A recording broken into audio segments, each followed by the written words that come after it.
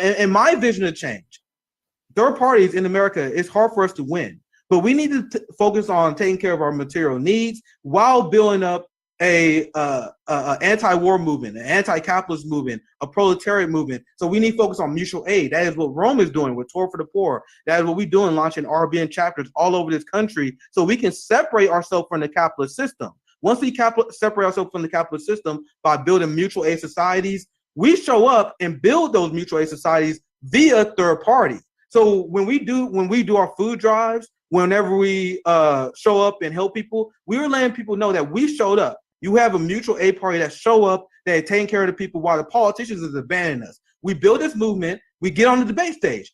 All we need is 5%. A lot of people don't know that 5% in the third party gets you federal funding. 15% puts you on a national debate stage. Now, remember, 3% is all you really need historically to have massive social change. And then a lot of people, like, if you shut stuff down via general strike, there are a lot of people who are like, oh, just give them what they want, right? So you just need to build that momentum. If we had a third party to get 5% federal funding, running on popular ideas, economic populism while ending the war, that coalition is already here. We just need to put it together. Then if we get to 15%, we're talking about a real game changer where we had a third party candidate. What I would like to see a populist, anti-war third party candidate calling out neocons on both sides. And if you got 15% of the population, enough to get you on the debate stage, you're talking about serious coalition building power that the establishment have to acknowledge. And if they don't acknowledge and they continue to fight us and be anti-democratic, then we talk about general strikes. Then we talk about shutting society down. This is when we get into the topic that the boutique managerial class, a lot of people who are comfortable, they don't want to have the discussion because they don't want society shut down. But that is what we must do. And with the population and with the populace on our side, this is how you enact change. Now, George, everything I just described to you, this is a long process. Like, it's not easy. It takes a lot of revolutionary discipline, but that's why we need to get started right now. Right now. What's poppin'? My friends, my family, we are back. We are back, man. I cannot emphasize enough the amount of energy that RBN has right now. We are firing on all cylinders, my friend. Bro, we got banger after banger after banger scheduled this week. Because we in the new era. We're in a new era where now we have a core group fired up, unified on a single message. And you're going to see on this show a lot of people I respect, a lot of people I look up to. You're going to see a lot of people we disagree with because the way I operate, the way I move, we are here to build a coalition to start a revolution. And I have such strong belief in what I believe in the arguments that I can make. I go on George Galloway's show. I go on Jimmy Dore's show. I will go on the Hill. I will go anywhere to spread the ideas. And if you want to come to our home and spread your idea, you are welcome. This is why I always envision. You're going to see an RBN, which I always envisioned. RBN, guys, I cannot emphasize enough how excited everyone in the team is right now. I had to rally the troop. I had to call my hotspot assassin brother Niko in today. I was like, hey, bro. I need some reinforcements today because did start a new era. Also going to have DD Geopolitics on Tuesday. Hold on, let me pull this schedule up. Guys, you don't understand. Zoya's love, Zoya's life was like, bruh, I'm about to show y'all what's up. Yeah, I'm going to show you how much we was really holding back. And now we got, hold on, let me pull the damn calendar up. Now the fucking banger guest we got coming up. We got Lee Camp, like on the schedule. You guys got to have my good friends. I might bring you guys in very soon.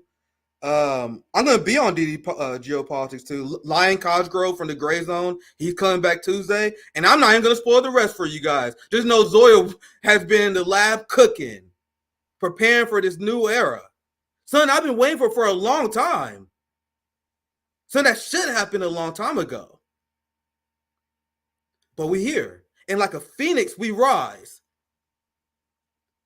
And let me tell you something about me, guys. I'm stubborn as hell. When I see people say RBN is going to fail, I'm like, all right, that will give me even more motivation to make this motherfucker succeed. and like the Phoenix, we will rise because you have no idea what's coming up in the next few weeks here, my friends. You have no idea how liberating it is to be free of the shackles, to have 100% creative control over this motherfucker. And you guys can see what I'm going to transform this channel into. Me, my brother JB, who's helping me produce. You guys like, man, Nick got a producer? Fam, new era. What do we tell you? Now I'm going to get my guests in here. I had to start out with, me being a little bit on here, start out with, this is my hotspot assassin, my brother. Niko House. I can't wait. I got my hotspot planned for tomorrow. Can't wait to release it. It's always, man, dude, I'm super excited about like the work we've been doing at Hotspot too. And that's honestly been keeping me sane over the last year because been doing good. So I heard, man. I heard you know what I'm saying? Y'all, you was a little bit stressed over there, bro. Yeah, I'm over here trying to do my Mimosa Monday. I said, ask me anything. They said, let me ask you about RBN. What's going on over there? Of course, because this is just a reality show to people. You know what I mean? People are like, Nick, why are you getting so emotional? Like, why you think? People just watch this shit like it's a reality show. There's a reason why this impacts us so much. Go ahead, Niko. No, well, also like when you're putting so much into something, regardless like of whatever job it might be, whenever you're dealing with nonsense and drama behind the scenes, like I was saying on my show, I was like, y'all don't know how much drama they probably had to deal with behind the scenes. Y'all are like thinking about what y'all been told right now, and whatever y'all been told, I guarantee it's probably been infinitely more like that y'all don't know about. There was a coordinated strategy to spread lies too. Like there's a top comment in that video where someone was like, I thought Josana was released from RBN because what she said about Jackson Hinkle. Why would you ever believe that? You know what I mean? There was a coordinated effort to like spread these misinformation. That's why we gotta do those videos. But like a Phoenix, we rise. Go ahead, Niko. Yeah, no, it's just like it's a lot to deal with, man. That shit gets stressful because when you're in a co-op, like there's the benefits of what y'all been able to accomplish through with mutual aid, right? With your daily and weekly content, with the network that y'all been able to build. But there is the administrative side, an interpersonal relationship side that a lot of people don't realize is constantly having to be maintained behind the scenes. And there is just, for me personally, I just believe that just certain rules of engagement that you had to practice when you're with a team. Is you got to be bigger than you. And if there are people who just feel like they're bigger than the team, then sometimes you got to part ways and wish them well. You know what I'm saying? It really didn't need to be beef. Is all I'm saying. It didn't need to be beef, but once you start calling people, is it true that he calls Sabbath a bitch, bro? Is it true that he calls Sabbath a bitch? Bro, you guys have no idea how patient I've been. No idea. Did he call Sabbath a bitch for real? Because somebody said that in my chat. I almost snapped, but I'm like, I gotta ask. Just watch the show. Watch the show because we had a strategy, and we see who care about RB and who don't. You know what I mean? Because we had a strategy, guys. CJ thought he can outmaneuver me, so I sent out my tweet because I was like, "Savvy, stay out of it. I want everyone to stay out of it. This is between Nick and CJ."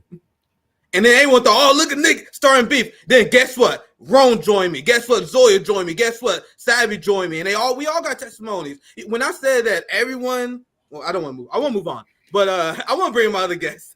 I want to say, the only thing I'm going to say on this because I already broke the rule. The name was said. I'm only bringing it up because I got asked about it. They was. I'm like, damn. We can talk more behind the scenes. But guys, people thought I was name calling. People thought, and I was. But when I said a cancer was removed, I wasn't name calling. You guys have no idea how refreshed this organization is right now. Everyone is working overtime now because everyone's like, "Holy shit, we didn't know how much we was holding back," because there was this innate feeling that this shit was going to end because of the person we're not going to mention. Intensity. You know what I mean? But there's like intensity to it. I get you. Attention. No, there's like a tension that was like going on behind the scenes that was kind of hard to pinpoint, but yeah, man. Well, look, I'm glad everybody moving on to the next era. Congratulations. Hey, I'm excited, man. I'm so excited. Shit happens. Sometimes you gotta flush the toilet twice. You guys realize I said those tweets out the 24 hours before, and now I think people realize why I used the strong language I did. And because the therapy that I went through this weekend, you guys know I had to hit up Misty. You were funny, though. You were funny. I know that you guys had a meeting before, and you're like, listen, we're going to keep our emotions in check. Nick comes out and is like, fuck that. No. I fucked up. I will admit, and this is the era of accountability. Like I fucked up because we talked about before, like we wasn't gonna get emotional. I know. And I apologize. Like, I'm sorry, guys. Listen, I wasn't there, so I don't know. Never But get I emotional. know that you Never guys get had a emotional. meeting. Yeah, don't get emotional. Everybody just keep it cool, keep it calm, keep it professional. Nick's like 3 seconds in is like, fuck that. And then we've been threatened so much that we already knew how to react when we already knew it was gonna pop off eventually. You know what I mean?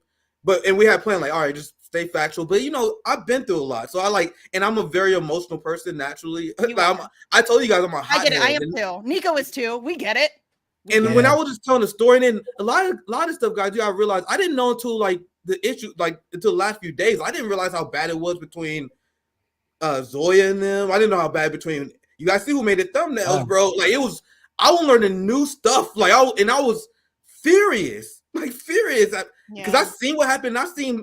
What I seen was maybe like 15% of what actually was going on. It's hard to be part of a crew. I mean, that's why I'm sure people have noticed I operate kind of on my own, generally speaking. Like I'm affiliated with INN, but I like to operate in my own space because it's just so difficult to manage personalities and egos and all of that stuff. And I personally know that I don't play well with others. I can't handle that stuff. I am very allergic to drama, and Sleepy Josh and I talk about this all the time because he's very similar. We hate it. Like you don't bring your drama to me. People have tried to involve me in their drama before, and I'm like, that is the fastest way to lose me as a friend because I don't give a fuck. I don't care about your drama. I don't care who you're fighting with. I don't care what podcaster has a problem with another podcaster. I don't care. Like I don't do those kinds of shows. I'm not interested. And so it's very hard to, and I was in MCSC. We had really, I'm not to like brag, but we really didn't have any interpersonal drama. We're all still friends today. I can think of one issue that we might have had, and that like got dealt with pretty swiftly. Right? And it was dealt with very like adults. Like we just came, like you know what I mean. And that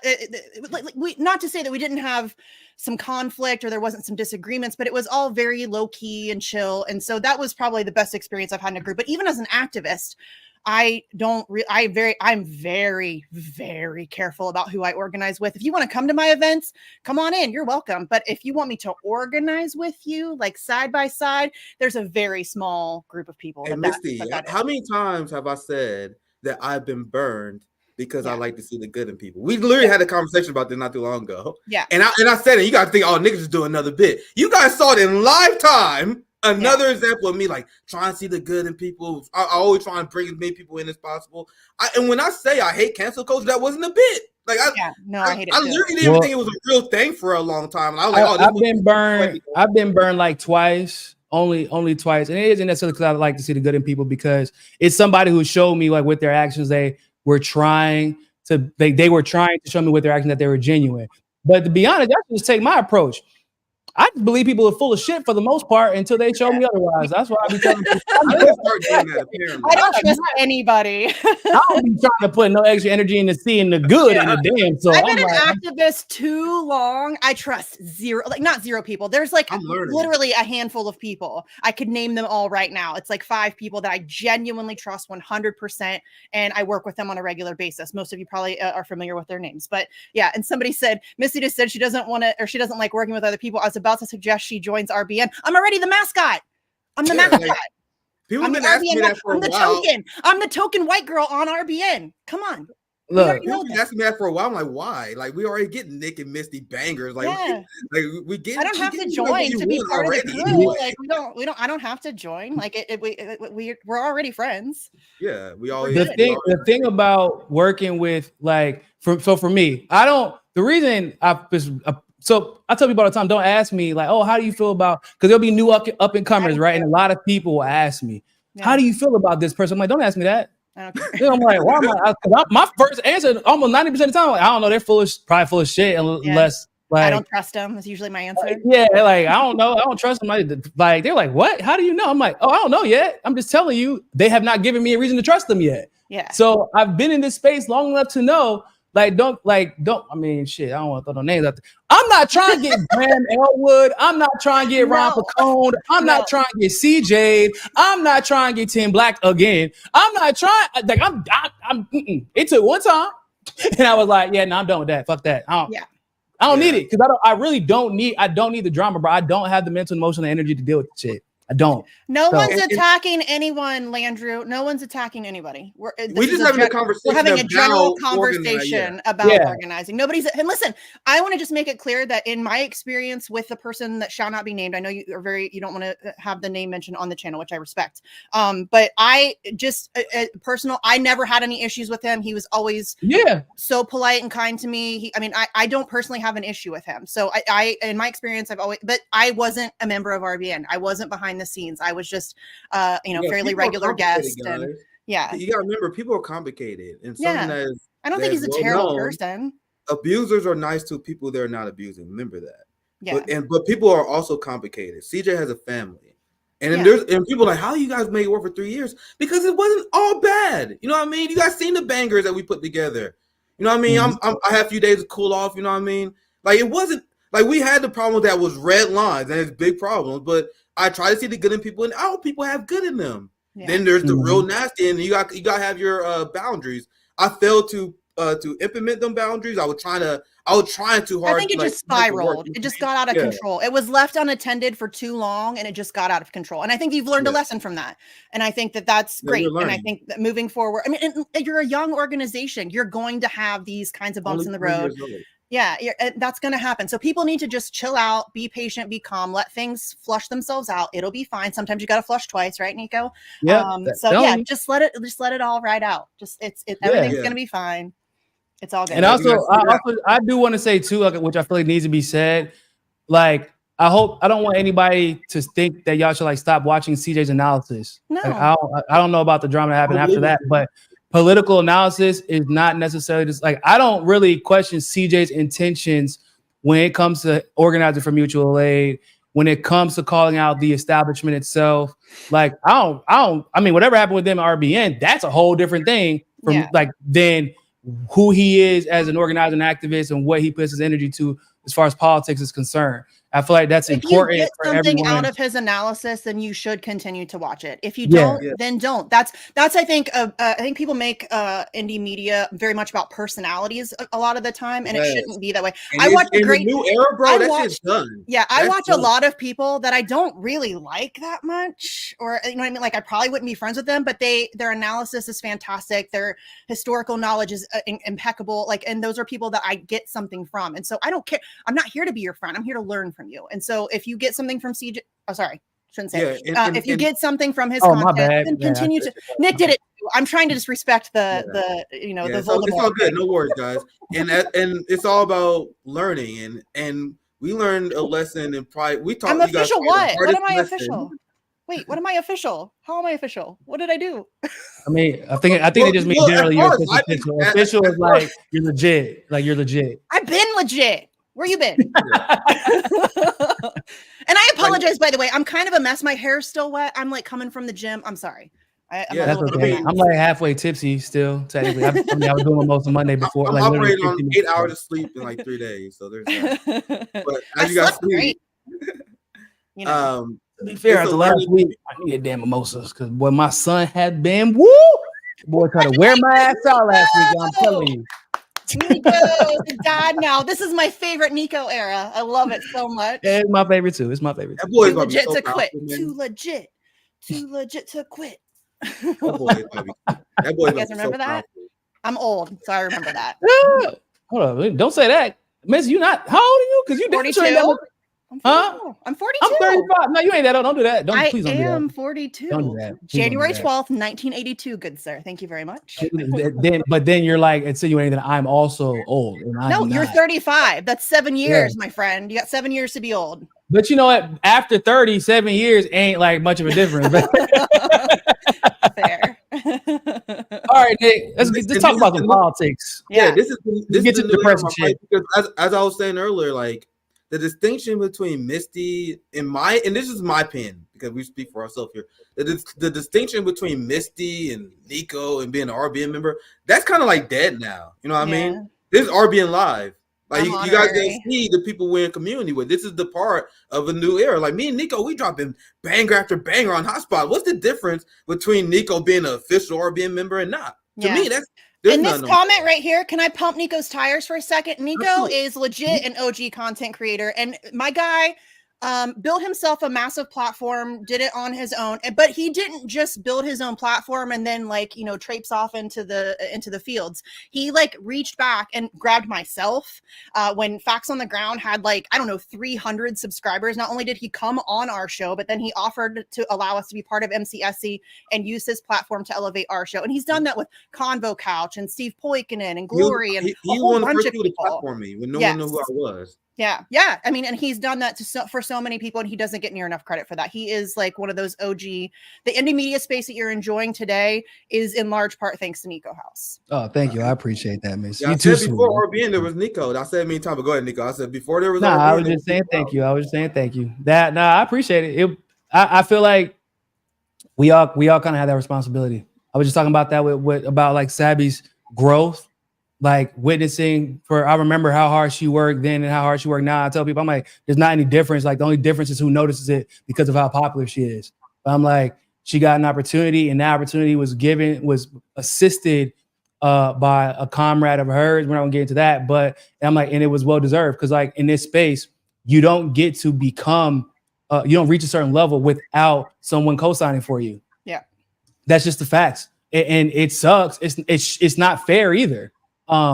But the fact that Sabby or you or Nick or anybody at RBN or like anybody, when you get to a certain level and you finally can enjoy it, because there's a piece about knowing people give a shit about what you talk about, and then you can take it from there. But once you reach that level of peace of mind, I always feel like you have a responsibility to do the same for others. If you genuinely care about the space, right? Yeah. You do have a responsibility to reach back and help others achieve the same way, because you're not always going to be in it. There's that, right? You never know. Like there's times when you got to take a year or two off. I like I always say, well, hotspot, I wasn't stressing last week. I couldn't do hotspot videos last week because my son got his vaccine. Boy was with a fever the whole damn week, was screaming, crying. I couldn't do anything last week. I was exhausted, but I wasn't stressing because Nick was there.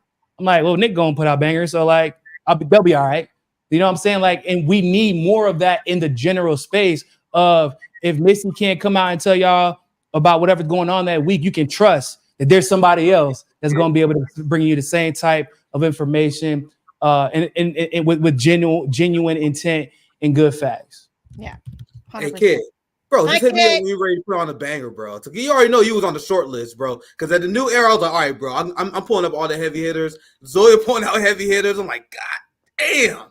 And Kid, you already know you're on the list, so you already just hit me up, bro. Oh Lord, I love Kid. That boy. I can't wait because my plan is to go in Chicago for the DNC convention, but they think about canceling it. Yeah, bro, that shit's gonna be so fucking crazy, bro. So we don't know it's gonna be. I still might go anyway. Like we may do a live Kid and Heartland Media RBN collaboration in Chicago, something like that. I would love that. I'm still going, bro. Even if they cancel the convention, I've been excited for this for a while because Kid been talking shit about this pizza in Chicago. I'm like, bro, all right, bro, I don't believe you. You gotta tell me. Oh no, the pizza wars. Let's not. Hitting these damn pizza wars, bro. So we're gonna get into some politics now. And you guys see this is the community I want to build. Like we have a lot of great things to talk about, but the most important thing that we learn from each other, and that's the main focus of the new era. We're gonna learn from each other, even if it's someone we disagree with. We will put back on them. We're gonna learn from that experience. There's not gonna be any hard feelings, no name. Like guys, this is what I always wanted from RBN. What you're gonna see right now, because trust me, my producer right now, my boy JB, big shout out to him. But Zoya's love, Zoya's life, Savvy Sav, we're all on the same page. Like I feel like this is the first time, maybe ever, that like RBN, like we all like lasered on the same page. So I'm super excited. So let's get on first story. I'm gonna go super chats. Big shout out to Landry. I gotta give him a shout out to Landry. I appreciate you, my brother. Getting the new era started out well. Show some love to Landry in the chat. RBN family, much love and many hugs. Jill Stein for peace. Well said, Landrew. I'm gonna read the rest of the super chats later just because we already did a lot of chick chat. So let's get into some topics. I've covered this. In fact, Niko, in my hotspot videos, how many times have I mentioned the concentration camps that Israel is deploying? In fact, when I was in KU, that's something I mentioned. I feel like when you talk about this issue, this genocide that we are sponsoring, our government sponsoring Israel is carrying out, you have to talk about the concentration camps. How is that Yeah. not being brought up? And CNN is just now getting to it, but we covered this for a long time. So I'm gonna play the video first, and I'll pass it to you guys for your general analysis. This is one of a few I have here.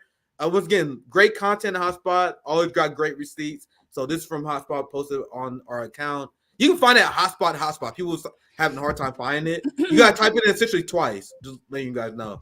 So let's watch this video, and then I'll pass it to you guys. Using details from Israeli whistleblowers, CNN has recreated the inside of a field hospital at a military facility where Palestinian detainees were held in brutal conditions. Medics say up to 20 patients lay virtually naked, blindfolded, with hands and feet shackled to their beds and wearing diapers. Treatment one worker told us amounts to punishment. It's the idea of total vulnerability. If you imagine being unable to move, being unable to see what's going on, that's something that borders, if not crosses, into psychological torture. So yes, I think it does infringe human rights. The Israeli military says prisoners are handcuffed based on their risk and health status and are stripped for security checks, adding that investigations are opened when there's suspicion of misconduct. Using So I want to pass it to the panel first because I've been talking about this a lot, and this is why Israel must be stopped. They're trying to redefine what is acceptable terms of engagement.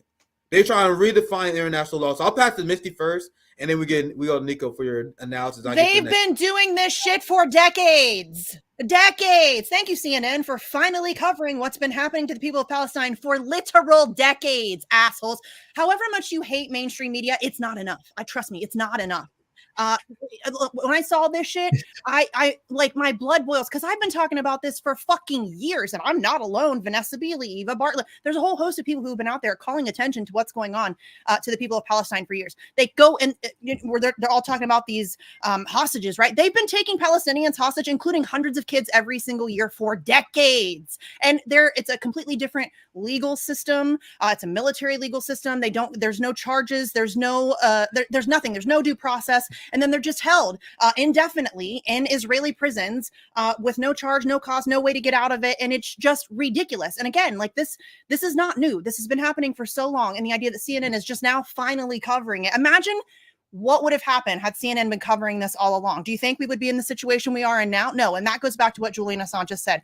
Every war is a result of media lies. And this is a great example of that. And this is my retort to people that say that Israel can do whatever they want because October 7th, ignoring the fact that there's no like exception and war crime for revenge. It's like, okay, if you want to say that, you guys understand that Israel often kidnap children, women and children, and have them in detention without a trial. So based on your terrorist ideology, as I called out in my KU speech, based on your terrorist ideology, Hamas should be doing October 7th every day. Mm-hmm. Niko, I'll pass it to you. So my hotspot video today that's going to come out is talking about this investigation. And one of the angles I'll discuss is the specific nature that the wounded are treated. So they're strapped down, according to the whistleblower, the Israeli, which by the way, I always say, bro, you know, the shit's got to be bad when an Israeli whistleblower comes out. Yeah. Because they don't give a damn they don't even like these Palestinians. Like one of the dude even like he says like, that he's just as angry about October 7th and Hamas horrible. Like he qualifies almost all his statements with that. But like the way that these particular Palestinians are being treated is so horrible that that Israelis turn to whistleblowers. So you know it's bad. But when the wounded arrive and they're quote unquote treated, they're tied to the bed. They're handcuffed, to the bed, stripped down completely. And the goal is to strip them of their humanity. That's literally what the whistleblower said. They're given a diaper, then they're blindfolded for whatever treatment that they might receive. And they make sure that the operation is as painful as possible, that without anesthesia. And really, it's kind of not even important if that person lives or dies, because it's almost as if their wound is being used as an excuse to put them through that pain. And they said the reason that they're okay with doing so is specifically because of what happened on October 7th. That's the justification that they're using. But what's worse about all of this is that, like Nick said in the beginning, they are actively trying to redefine the outline rules of engagement, which say that if you are treating, because they're saying it's not true, but they're saying that everyone they've taken in since October 7th is a terrorist and therefore is a combatant, quote unquote. But the moment that you take them in to treat them, the Geneva Convention dictates that their wound supersedes the adversarial nature of their side of the war. So you have to treat them as if they are Israeli.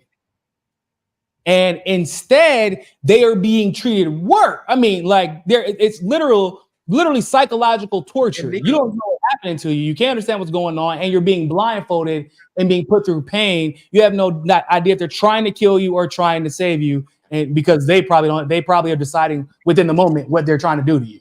Like they're literally trying to redefine international law, or rather, they're stepping on international law, and no one is.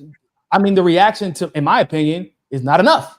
Like that's the biggest problem with this whole thing is like, okay, so they're breaking international law in front of everybody, and no one's going to do anything about it.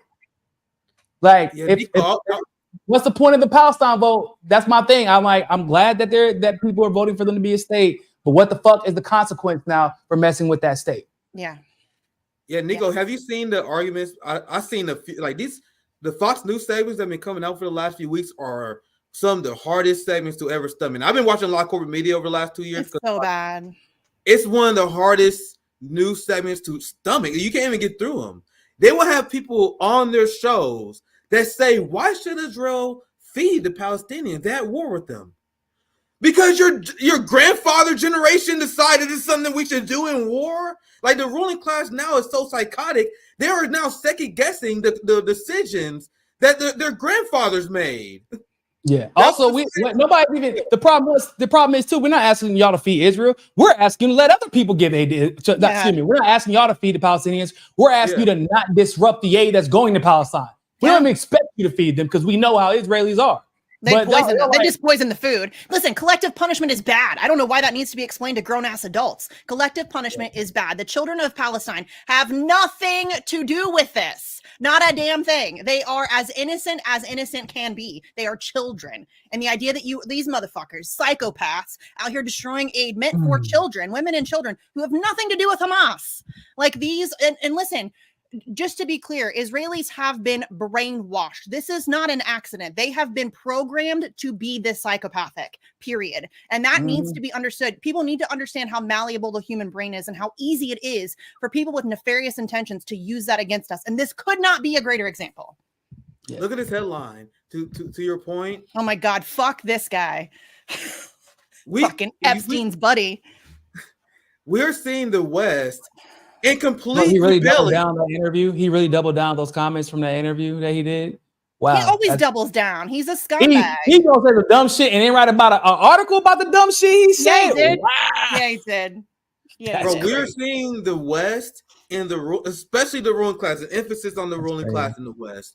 They're rebelling against the concept of international law. They're rebelling against the concept that the law applies to them as they call us criminals and thugs. As they weaponize the police on our communities because they said we need strict law and order.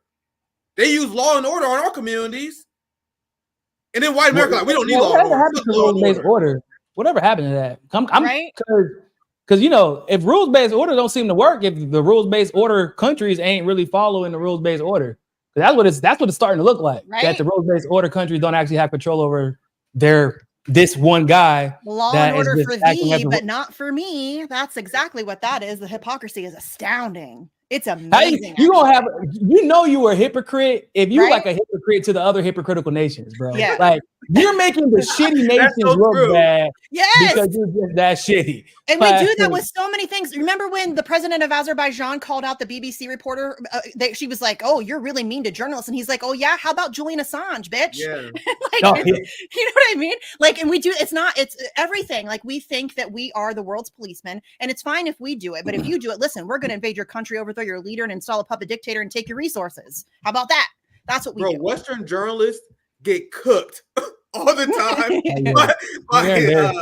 I call it the global majority. I need to start correcting myself. I used to say global, so I admit that I used to say that word too much. The term we need to start using is global majority. I was realizing that, like, damn, that's what we gotta call it, because we have the global majority that is looking for de-dollarization and resisting the United States empire because of the contradictions. I explained before, there are a lot of kind of dumb social democrats in Europe that fell for the Ukraine war propaganda, that wanted to kill and destroy Russia because they heard Western talking points about how they stand for human rights. They're like, you had Anthony Blinken and Victoria Nuland, like, well, Putin is doing in Ukraine, killing civilians. It's a war crime. This is awful. Dumbass social democrats in their history was like, yeah, it's so awful. And they teamed up with these people. Dude, those if you're an American, you need to just shut the fuck up. Are you joking me? Clean your own house first. The United States of America is the world's largest terrorist organization, period. It's not even close. And so until you get your house in order, you have no moral authority over anyone. You don't get to finger wag at literally anybody. We are the worst. Just shut the fuck up. Shut up. Just shut up. Call Putin a dictator, like when they try to start it's because they always say he's a dictator who did a full-scale invasion of Ukraine. And then I'm like, hold on, don't he have like a whole legislature? Because whenever I hear dictator, I always like, oh, let me learn about their political system. I'm like, hold up, we got a whole legislature? Damn, they got elections? Like, they have elections often? They're republics. China, they're republics. And then and actually, an election, on that thought, Niko, because remember, you saw about like 88%, and all the coverage on MSNBC and CNN was like, well, yeah, he won by 87% because it's a fake election. Hold up. I thought you said denying election was the worst thing that you could do, right? Yeah. Go ahead, Niko. All right. Hey, don't get me started on that shit. Don't get me but the other thing I do is I check out how many examples of like reports of corruption at the local level elections. Like if there's not a bunch of local level not a bunch of allegations of local level corruption, 9 times out of 10, the presidential election, especially foreign countries like outside of the US, is reflective of the results of the local elections. So, for example, like when the reason that Maduro keeps winning in Venezuela is because the Socialist Party at the legislative level keeps winning all over the country, which means that he is actually reflective of the party that is winning and the people that are voting into that party. So Putin wouldn't be in power as a president. And also I think he's winning because they just he makes them feel safe. That man, I used to think there's no such thing as 5D chess or 4D chess in politics until this motherfucker Vladimir Putin showed up on the scene. That he can predict America's stupidity 5 years in advance at bare minimum. Maybe because they are that stupid, but that's what he does. But he makes people feel safe. Go ahead. Sorry, Niko, but people like there's a lot of progressive with Russian derangement syndrome, like Cornball West, Bernie, and all those people. Russia got all the policies that they fight for. And no matter what you feel about Putin, it's an objective fact that ever since Putin got in charge, quality of life of Russia has skyrocketed. Yeah. Russia stayed in geopolitics, has skyrocketed. And that's just a fact, guys. And that's why Russia's fuck with him. Yeah. I don't like any world leaders. Even more disdain for these politicians that my good friend Joe Biden. And I'm like, because this person that you supposedly hate never, if he didn't help push his policies, he damn sure didn't stand in the way while they were being passed. Yeah. And you got Joe Biden over here actively working with both parties to stop these type of policies that you supposedly support from getting enacted. And you're like, but my good friend Joe Biden, but Putin the dictator. Please. Putin's bad. But Joe Biden's fine. It's so disgusting. And also, again, on the issue of elections, once again, if you're American, shut the fuck up. Our elections are a joke. Our elections are a fucking joke. And clean your own house first. You don't get to finger wag at somebody else when your country is a shit show. I'm sorry, you just don't. You do not. You don't get to do that. As I said many times before, and I will continue to say it till I die, the biggest cowards on the face of this earth are the people who live in the most violent empire in modern human history, the United States empire, in coalition with UK, Israel, and others. You in coalition with France, and after France, what they did in Africa in 80. But you look at other countries. You look at Russia. You look at China. You look at DPRK. And guys, and my caveat always is, because I've never been to those countries, so I will never pretend to be an authoritarian figure on these countries. My caveat is these countries are never perfect. But your ass living in the most violent empire ever known to man need to shut the fuck up and focus on holding your government accountable. Yeah, I'm not Russian. People who don't are cowards. Go ahead. I'm not Russian. Listen, I have no influence. Listen, I have very little influence in my own country, but I certainly have no influence in Russia. Why the fuck am I going to worry about what Russia's doing? Let Russia worry about what Russia's doing. Worry about your damn self. Like and I think it's honestly, it's desperation. Like people recognize how awful it is here and they don't know what to do about it. So they're like, oh, but that guy's bad. Yeah, listen, I don't like Vladimir Putin. I don't like any world leaders. You cannot reach that level of power without being kind of a psychopath. I say that all the time. That's kind of true. That's kind of true. None of them. You can't trust any of them. You cannot reach that level of power without being willing to do some really awful things and exploit a lot of people. And that's just facts. So I don't like Vladimir Putin, but I'm also not living in Russia. So I don't give a fuck. I'm worried about what my country is doing. And it's Americans, they're incapable of self-reflection. And it's just so frustrating. Well, that's all. So we live in a country where we are conditioned to be distracted, right? Yes. We live in a country where we're conditioned to scapegoat. Yes. We live in a country where you're conditioned to be distracted. So what I mean by that is whenever there's a problem happening in your household or in your friend group or with you personally, you're told to look over there. So like we got all these problems that are happening in the US.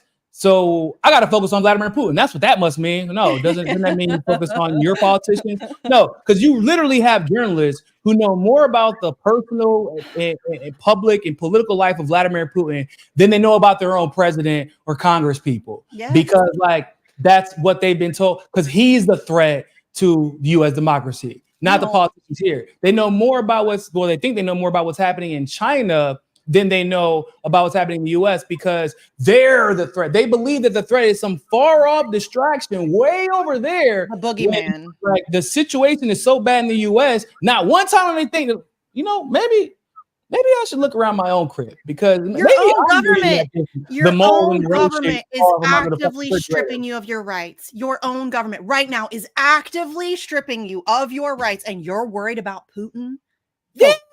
Focus, motherfuckers. Focus. Okay. And don't get me wrong. If I felt like Putin was I don't even feel like Putin's in the wrong for because I'm like, well, if you're defending innocent people, because innocent Russians were being bombed by Nazis, right? Mm-hmm. Like, and you're like, well, he's invading because they're innocent Russians being bombed by Nazis. Well, isn't that what he's supposed to do? For 8 years. I told you guys, I'm anti-imperialist. Yes. I am not a pacifist. I am against that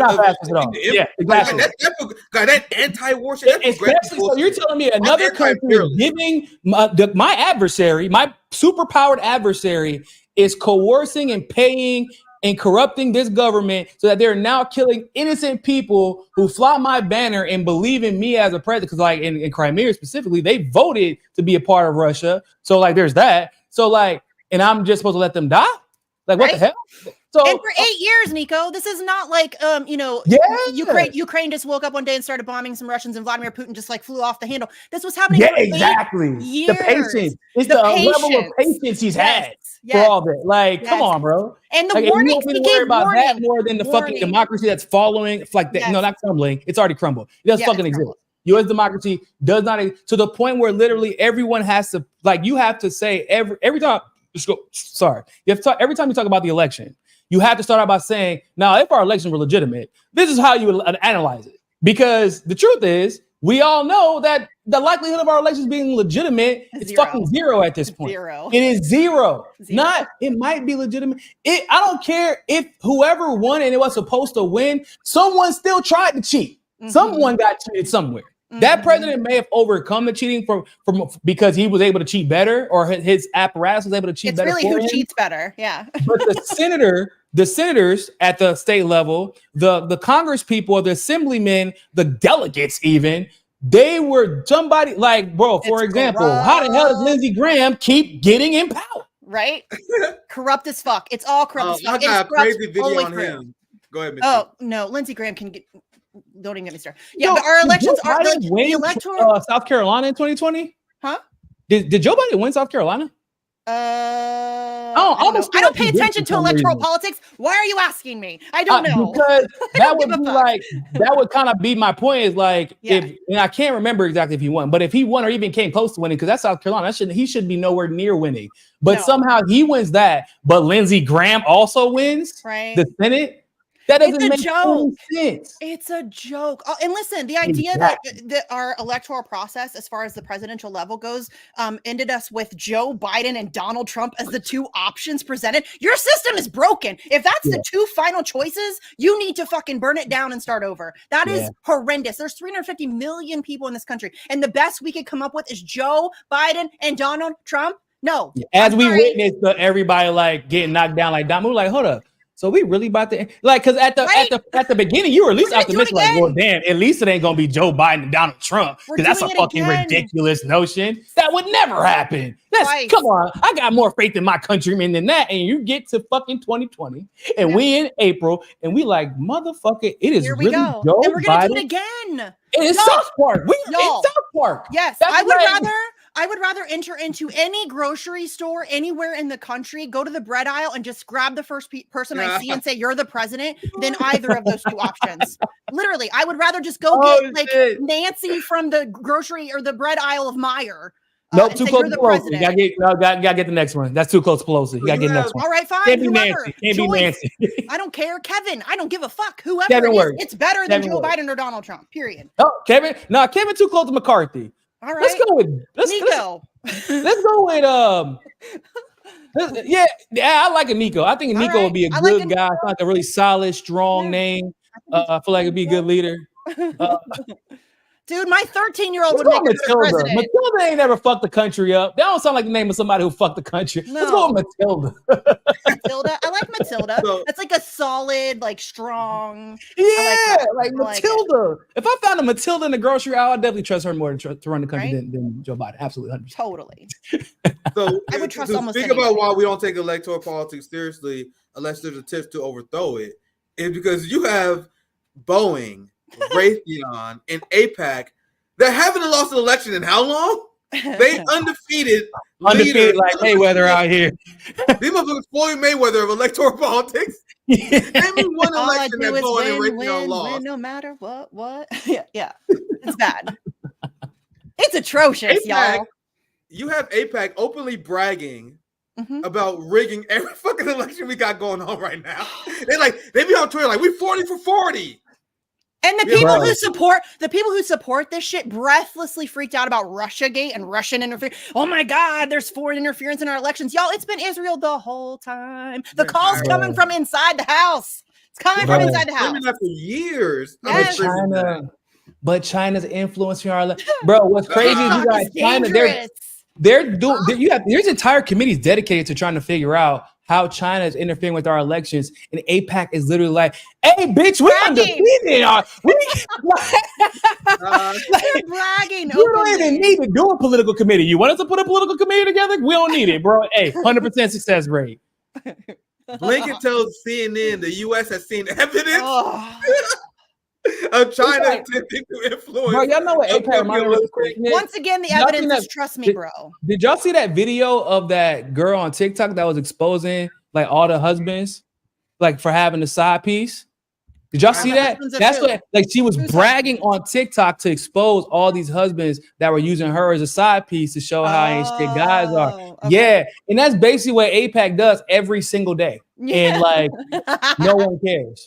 Well, no, everybody cares now, but like, but what's crazy? Like, this isn't new behavior from them. That's what's crazy. It's like the fact that y'all been talking about foreign interference for so long and how important it is that we combat it. And APEC has been bragging about it. Y'all like, well, it's different. That's my, that's my side piece. It's a little bit different. You know? Yeah. Sorry, Nick. Go ahead. So you had Blinken saying the U.S. seen evidence of China attempting to influence upcoming election because you guys know the empire worked in two different factions. You have the conservative faction of the uniparty war machine, and then you have the liberal faction of the uniparty war machine. So when it comes to selling war to Republicans, you don't have to do shit, bro. No, they already look different. They've been ready to go to war with China forever, bro. Yeah, they don't care. War? Where? Let's go. Like that's generally, we should say generally, because listen, I know some right-leaning people, especially my libertarian friends from like antiwar.com, and they are some of the I'm talking more about the Republican establishment. Absolutely, I agree, Misty. Yes. The Republican establishment and their enablers, meaning their voters. Yeah. They are easily convinced to go to war with anyone. With liberals, you gotta Finesse interject it. cultural imperialism, and Yeah. now because of Trump, because of January 6th, the CIA and Pentagon, they got a golden goose election because they got liberals to hate Russia because Putin is getting involved in our elections. Remember? So now they're like, hold up.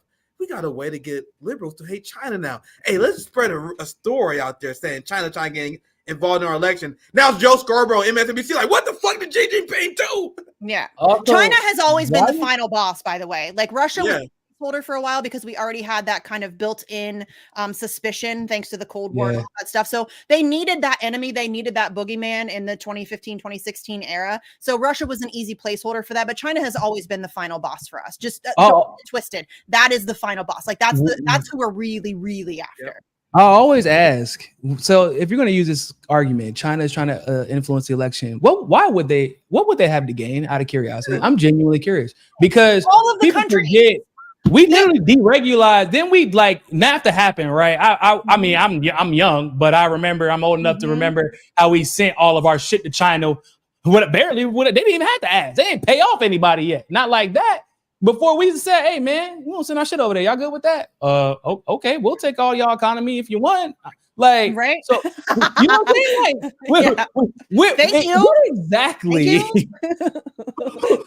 what more do they? They're already the fastest growing economy in the world. Like they're blowing the U.S. out the water. We owe them more money than they owe us. Right? We owe them more money have than to do is in the world and watch us implode because that's what's happening. They don't have to do anything. They just have to sit there and be like and laugh at us. That's what all they have to do. But listen, to be fair, I think most countries, most major countries are actively trying to interfere with each other's elections on the regular. We know the United States does it more than anybody on planet Earth. We have interfered with, listen, we don't just interfere with elections. We'll go overthrow a whole ass government. Like we do that on the regular. So again, there is absolutely zero room for finger wagging here. Antony Blinken pretending like China is some existential evil because they're attempting to interfere with our elections. If they even are, shut the fuck up, my guy. Like you don't get to complain about that when you're the United States. We are witnessing the most incompetent managers of the empire ever. Or are they the most competent managers of the controlled destruction of the U.S. empire?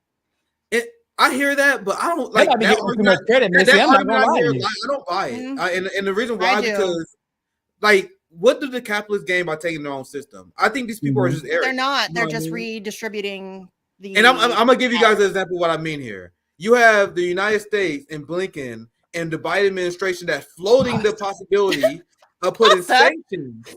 The fuck, my guy? You know I have libertarian friends. Sorry, I was laughing. Paz posted a super chat saying Misty ain't got no libertarian friends. She too mean. I'm too savage. I mean, I don't think I'm that. Am I that savage? I don't think I'm that savage. I mean, I don't know. I have Lyons Cosgrove coming on Tuesday. He's a libertarian. We talk about open borders. I have all kinds of libertarian friends. Pasta knows that. He's friends with the same fucking people. Shut the fuck up, Pasta. Shut the fuck up. Sorry, Nick, go ahead. But like I was saying, the reason why like there's this arrogance that these people have with their ideology that they were going to use sanctions as a way to control the global economy. They believe that they can cause populations to panic and overthrow their leaders. And now by the Blinken, because you have 120 of the world's countries that said China is their top global trading partner. So in a panic, the Biden administration announced sanctions. So once again, this is why I think they're incompetent. Because why would you do that? Because now, since China has 120 countries that are their leading trading partner, all China has to do is say, we got to trade with the yuan, or what? I know I'm probably mispronouncing that, with the Chinese currency. No, I think that's pronounced correct. I think either way, the Chinese currency. I think you pronounced it correctly, actually. Yeah. All China had to do is say, we will take the Chinese currency, and you only have to trade in that currency because of these sanctions. Boom, dollar's dead. Yeah. And then I got this segment coming up here very soon. I'm gonna talk about this with DD Geopolitics. Like this insane ideology that the West have that led to the West losing their influence, their over reliance on sanctions, and because that Russia got prepared, China got prepared, and now when they see Russian businesses and people in Russia having their money stolen by the tunes of hundreds of millions of dollars, they're like, man, what if we're the next Russia? So we better start stacking up on the yuan. I think someone's out saying that right, and the ruble, because if we don't, What if the United States could make up a reason to start sanctioning us? And now, once again, I think this was a backfire by the establishment because they thought that the Russian people would panic once they put Russian sanctions on them, which would lead to the overthrow of Putin. That didn't happen. You have these people that openly say that we have these theories about having governments being overthrown, which led to these sanctions, which led to de-dollarization. That's one of the reasons why it's the arrogance of the capitalists. And it's just this, I guess, a difference in ideology because I see the capitalists as very devious, very evil. And people who want to resist Marxist and socialist ideology, they come up with kind of goofy theories that capitalists want to take their own system for no reason. No, it's the arrogance and it's the economic war that capitalists waged on countries because they didn't want to see a rise of a competitor. They didn't want to see a socialist market economy like China rise. So now they got to tank them. That's my talk. I'll be honest with you, though. I think that the conversations around communism versus capitalism are outdated. I think we are in a technocracy, and we have been for a long time. And the conversation has totally shifted. Those two things, like capitalist, communist, like it's not even about that anymore. It's really not. And I think that unfortunately, it's gonna take a while for people to catch on to that. The only reason I disagree, and I'll pass back to Niko, is because everything that we're seeing right now was predicted by Marxists, because if you look at class antagonisms, if you look at the way the capitalists operate, they will never allow the rise of a market like China where they seize the housing markets, they have control of the banks, control of the education. They can't let people see a competitive system to capitalism working. Ooh, I like this debate. I like this debate. Can I play devil's advocate for everybody? Yeah, go ahead. This is a friendly debate. So I would say, as far as I do believe that they're idiots. So Missy, I think that you're giving them too much credit for being smart enough to like, if they were trying to tank it, these fuckers are so stupid that we would actually have a successful economy. That is how dumb these people are.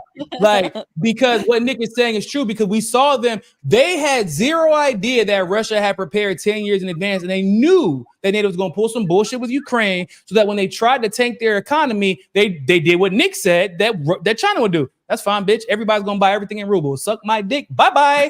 And they cashed out, and the Russian economy is better than it's ever been. So now you fast forward, and they're just doing the same reactionary bullshit with China, not thinking of the consequences, because they're still under this disillusion that they have more power economically or through hard power economy, or through hard power military stuff than China does. And it's just like, it doesn't matter. So on the flip side, Nick, so we say that the US let China become this power, but the reality is that China engaged in capitalism, it's hyper capitalism through hyper deregulation. And that's what NAFTA was all about. Because we can't ignore that component of a still communist China, allowing them to basically become symbiotically related to the United States, economically speaking. Like, so there is the reality that they've obviously used the money that they made in a more communistic way, and it's been used to the benefit of the Chinese people. That part is really not any disputing. The evidence is there. But the truth of the matter is, in my opinion, China oftentimes hides under a communist banner, but they have so many capitalistic characteristics that oftentimes gets ignored. And I don't think that it's actually right for us to ignore the capitalistic side if we're going to, especially because people, not saying you're doing that, but I'm saying that there are people who are like, no, China should be 100% communist, and that's how they got to this point, because that's not fair. Because it's not true. So what Misty is basically saying is you have to focus on the technocracy of it all, because there's something else happening behind the scenes that goes beyond these words. Because like you said, there shouldn't have been a world where, because we know the United States was busting everybody. If you even thought about calling yourself a communist country, it was busting your ass from the end of World War II up until this very moment. Okay, everybody. But China was the exception. Not only are we not going to bust their ass, but we're actually going to actively work to make them the most powerful economy in the world. That doesn't make any sense, right? But on the flip side of it, they're pretending that China kind of goes about acting as if it's completely and totally communist, while kind of leaving out the fact that they engage in hyper capitalism through their deregulation. Like, they deregulated the things that we would normally regulate and invited capitalist businesses from the US and other Western countries into their country. They took advantage of that system, and that's how they got where they're at. So it's like we now have to address, like, we got to square that circle. Why were they working so closely? And it kind of, for me, it goes back to what Missy said. Yeah, they might have communist aspects, and the U.S. might have capitalist aspects because they also have communist aspects, but in the reverse, right? They take the money from the poor and give it to the wealthy. But the technocracy does seem to be controlling the outcomes more so than the ideologies themselves.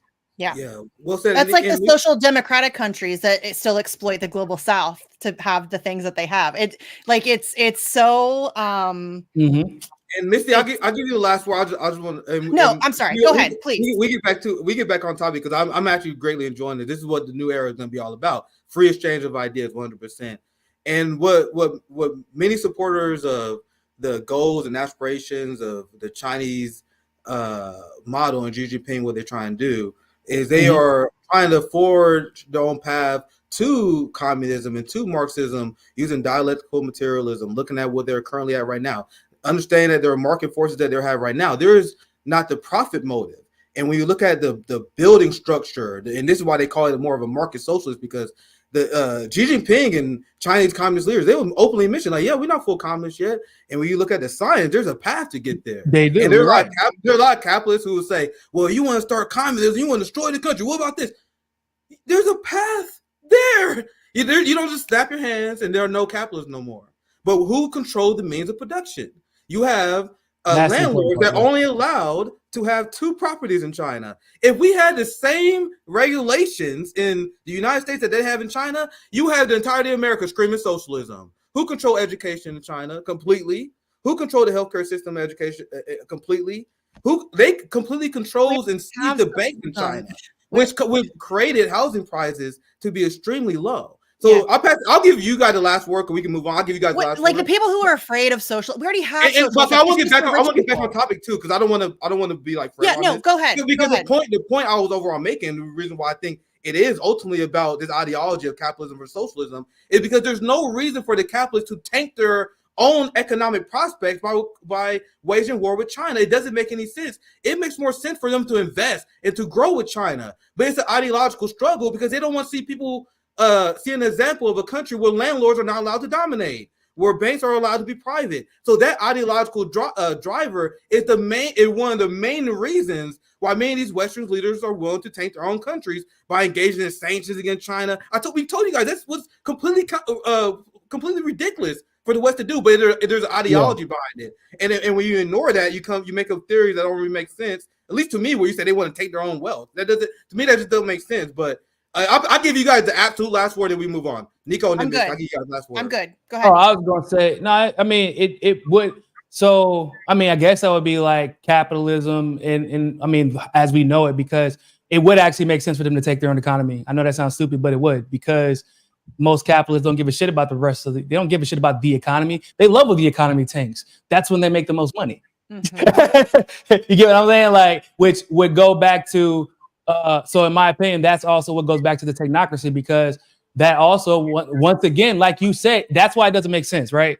Because the only people that would benefit are the ones who are already wealthy. They love when the economy tanks because the wealthy don't stop being wealthy because the economy tanks. That's when they start investing. You buy low and you sell high. So what we're seeing based off what you're describing is that they would be selling high. But then you get back to the same problem that I was just describing. But then why would you help your greatest enemy while doing that? If it was communism exclusively versus capitalism exclusively. So I feel like that is a conversation that has to be had. It's because for some reason that discourse makes people's brains break, right? Yeah. That needs to be reconciled, because I think there's a legitimate. Guys, I don't want people to misunderstand. I'm not like trying to ban shield for China or anything. I am impressed with how they lift people out of poverty. I love how they invest in infrastructure. Yes, undeniable. I think their central planning model is superior. But there is legitimate criticism. You guys want to hear criticism I have? I think they're funding the Zionist project is kind of unacceptable. And China doesn't, and China has a position where they're like, we don't impose our will on the country, which is good in a lot of cases, like in Africa and South Africa. There's no cultural imperialism. But when it comes to Zionist genocide, you got to draw the line somewhere. So that's a legit criticism. I also don't think the insane, over the top, like social media censorship, I don't think that's necessary to create socialism. So guys, I have criticism of China too, but you know what's funny about that? I actually don't even trip. I don't even trip off their censorship because I'm like, well, if you see, what do we always say? The U.S. is the most propagandized country in the world. And when you know that all those tech companies are based in Silicon Valley, which is only existent because the CIA wants it to exist, it kind of makes sense why you censor your people from being exposed to that fuck. Like, I almost agree with that. Like, I'm like, you know, I agree with freedom of speech, but also I can't really knock for their purposes and what they're trying to achieve. I can't knock them for wanting to protect their people from the toxicity that is the U.S. algorithm. Like, I actually do understand that. But but like I said, beyond the China thing, we can move on. But beyond the China thing specifically, my issue, not my issue rather, but the conflict that doesn't make sense is even if we know what we know about capitalism is they love to tank their economy because the wealthy end up profiting the most. Like we see the large transfer of wealth during depressions and recessions. But like, why in this particular case would you help the quote unquote communists that you supposedly hate to do that? That's what doesn't make sense. Because they're not real communists. That's the thing. They're so there's like, it's either they're not really communists or you're not, or you don't hate communists the way you say you do, right? Because that has to be that.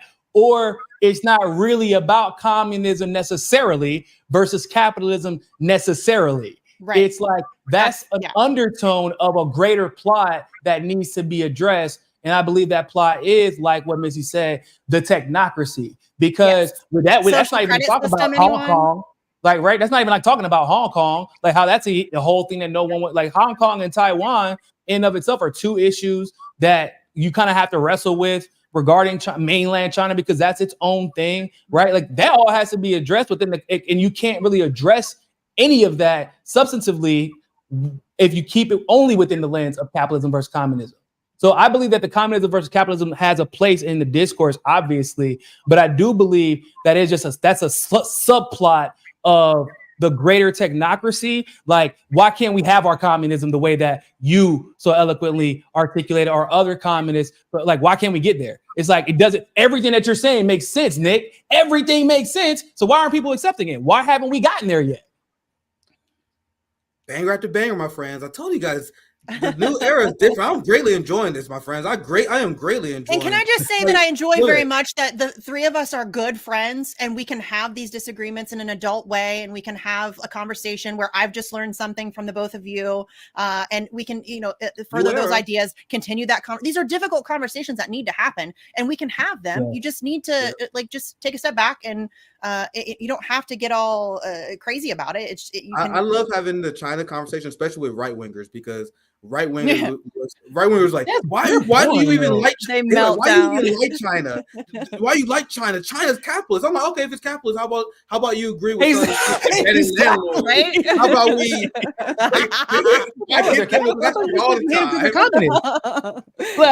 like do you hate them? Or you mad at me for liking them because they're capitalists? I'm confused. Like, I don't do labels, y'all. This is why. This is exactly why, because nobody really understands what any of those words mean. This is what, like, everybody's ism is different. Everybody's interpretation of their ism is different. And none of it is comprehensive. And I'm just not interested in marrying myself to any one ideology, because I think that there's some things about libertarianism that I like. There's, like the live and let live and all of that stuff. There's some stuff that they talk about that I disagree with them on a whole host of issues, but they bring something to the table that I think that if you are an adult and you're open-minded and you're actually willing to examine what furthers the human race in the best direction, you're willing to look at ideas from anywhere, whatever works, whatever will work, including capitalism. Yeah, capitalism in and of itself is like make it like a free market of ideas and free exchange of products, whatever that capital may be. In the U.S. money, but a free exchange of product without interference, as long as it's truly free, is a great thing. But the problem with capitalism as we know it is that the capital is money specifically. And from the beginning of time, or at least from the beginning of the US, or really in general, but definitely the United States, money was not allowed to, the capital of capitalism was not allowed to be earned by everybody in an equal for like with any level of equity. The ism was co-opted. And that's what always happens. And that's why I don't do labels, y'all. That is why. Exactly. Big cap energy. Big Capricorn energy. Don't do labor. I think the profit motive is a horrific way to design your society around, which is why anti-capitalist. But you guys notice that I am more than happy to be in community with my sister Misty and Niko, because the only thing that don't get it twisted. Hopefully you didn't misunderstand what I was saying there. But what I'm saying is, you don't have to call yourself a communist to be in community with me, because I'm here to trick you guys into engaging in class struggle. You don't have to call yourself a Marxist.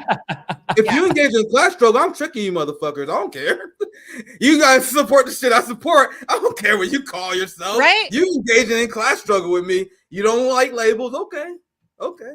That's like my libertarian friends. Like they don't we don't agree on a lot, but they want to free Assange. They want to end the wars. There's a lot of things that we agree on. And so yes, I want to get some shit done. I don't care what ism you subscribe to. Don't give a fuck. If you want to help get some shit done, where I'm at right now, and guys, you understand that there's always debates within even communists. Like a lot of communists will I see them.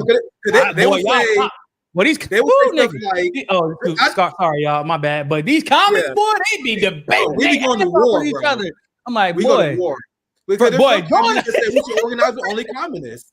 There's some communists who say we only should organize with communists. I disagree with those people. We should get people to engage in class struggle. If they engage in class struggle and they understand class antagonisms, which both of you guys do, I think those are the most important prerequisites, whether they call themselves a communist or not. And there are communists who disagree with me, guys, on that. There's some people that believe. Yeah, that's crazy. See, that's ridiculous.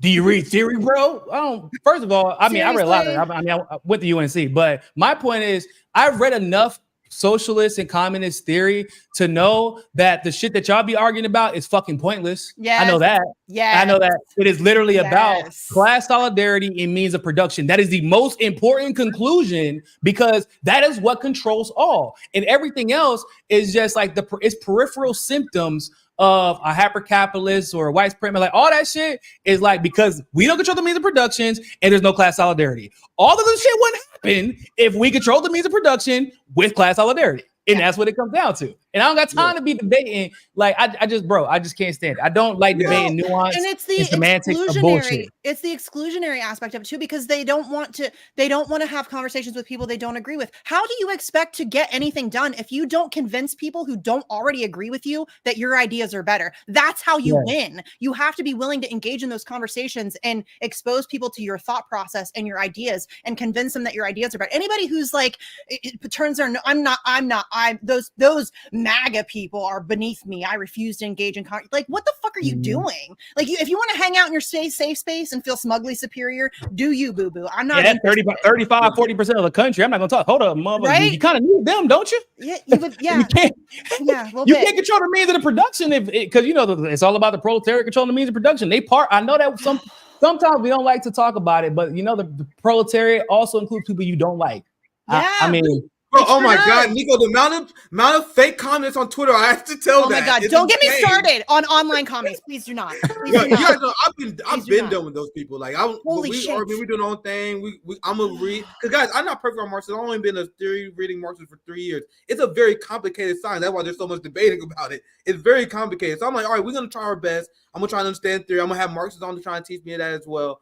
But the most important thing to me is if you're engaging in class struggle, if you're a class ally, because that's the first step to convince the masses that we need communism. Now I'm talking to my audience here now, guys. To convince the masses that we need communism and getting anti-capitalism, we have to get people to understand that we're in the same class solidarity war. There's nothing more cringeworthy to me than these poor white people who think they're capitalists. I am a capitalist. No, you're a worker, motherfucker. You're not a capitalist. What fucking capitalism you on? Well, and you also need to know your audience. Like, if you come at these people with words like communism, their brains are going to shut off immediately. And you gotta know that. You have to know your, like, when I go on libertarian podcasts to talk about free Assange, I make sure to tailor my message to a libertarian audience. That's what you have to do. If you care about something, you need to make sure that you recognize who your audience is and try to package your ideas in a way that is most appealing to that audience. It is not complicated. And it doesn't mean that you're betraying your principles or you're not. No, you're just engaging in conversation and meeting somebody where they're at in order to bring them in. And it's not that hard. We have a lot in common, y'all. I live surrounded by Trump supporters. I am in small town Ohio. There's nothing but Trump supporters everywhere. They're everywhere. And they're not bad people. They have just been propagandized to be mad at the wrong things and the wrong people. And that's just the reality of it. And but they're not unreachable. A lot of them agree with things like healthcare and ending wars and stuff like that. But if you package it, you come at them in some condescending, do you read theory, bro? Like, it's just so dumb. Well, people know can I say our job is to teach people theory. I'll pass it to you, Nico. But no, our job go ahead, Nick. Say what you're about to say. Say what you're about to say, because it's probably what I was literally about to say. Over you, so you go ahead. Go ahead. I was just gonna say, like, Marxists or communists, y'all need to maybe consider the fact that Marxism or communism is something you teach. It is not a barometer for who you engage with. Yeah. And if you actually, because like, I don't know why people are under this impression. Because I mean, once again, if you're real theory, bro, what do they talk about exclusivity? If it's constantly talking about work class solidarity and then exposing the ways that the class is divided, how do you then become an instrument of division in the name of the ideology that is avidly against division? You get what I'm saying? So maybe just consider that communism or Marxism or however you want it, or Leninism, whatever side of the communism world you're on, maybe consider that this theory is to be taught. It is not to be used as a barometer. I'm just saying. That's such a great quote to end it on. Because I'm gonna get super chats. New era. We starting off strong. We got a bit of super chat, so I'm gonna get through them. Misty got a long day, so we got through like one story, y'all. Misty, you know I had you on here. I had Niko on here. I tossed the script a long time ago. We've talked about that. Every time I come on, Nick's like, I come ready for a show, and then like we get through one story, and it's just rants the rest of the time.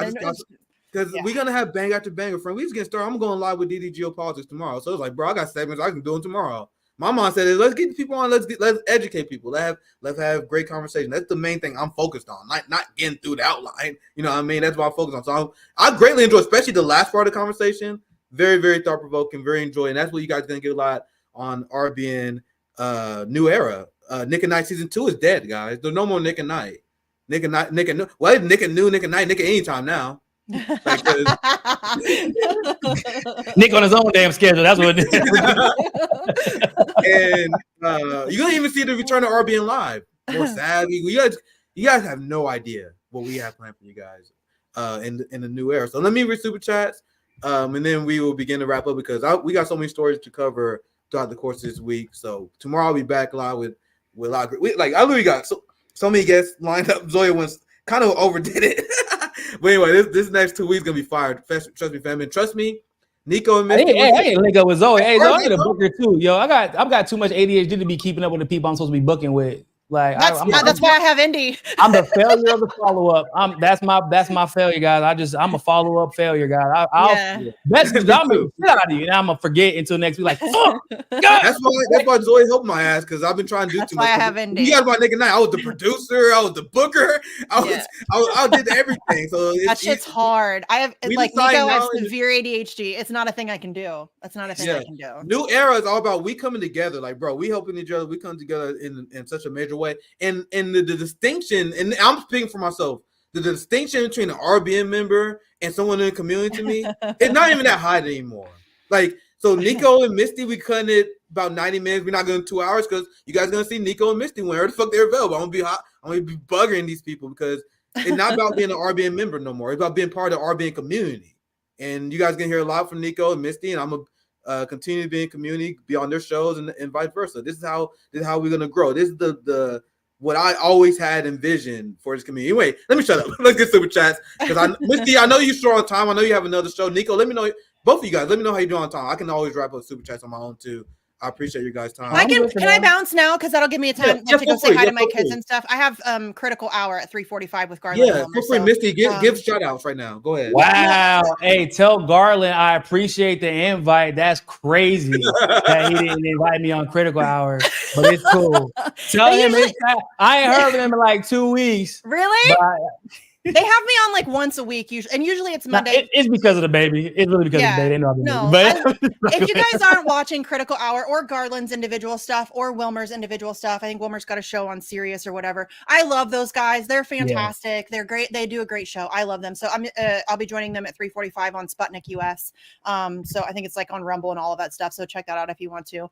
Hey, comrade, Mindy, it's Mindy. Ask Pasta. Mindy money bags. Mindy money bags. Yeah. Sorry, Misty, but big shout out to my my dearly beloved, beautiful brother JB Font helping me produce. You guys see Dick with a producer. So big shout out to him. I want to make sure you guys know JB has been helping. Legit, a JB hug is on my bucket list. Like I bet he gives the best hugs, and I want one. So that's on my bucket list. But yeah, that's all I have coming up. You guys know where to find me. Thanks for having me. I appreciate you guys. Yeah, thank you, Misty. And we'll see you soon. Thanks, guys. All right, Misty. Thank you.